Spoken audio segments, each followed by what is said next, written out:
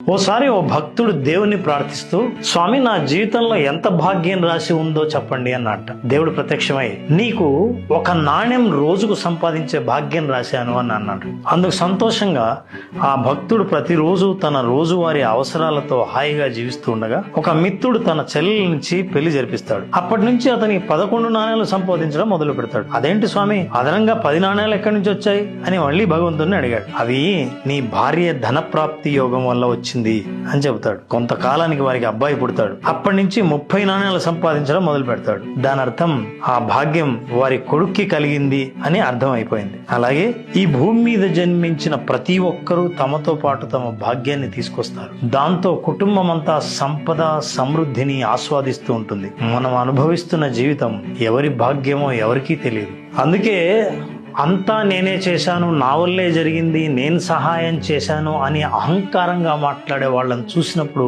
ఈ కథ గుర్తుకు రావాలి. ప్రతి ఒక్కరూ ఎవరో ఒకరి భాగ్యాన్ని అనుభవిస్తూ ఉంటారు. ఇంతకీ ఈ కథ విన్నప్పుడు మీకు ఎవరి భాగ్యం వల్ల మీరు ఇంత ఆనందంగా జీవిస్తున్నారని ఎవరు గుర్తొస్తారో కామెంట్ బాక్స్లో చెప్పండి.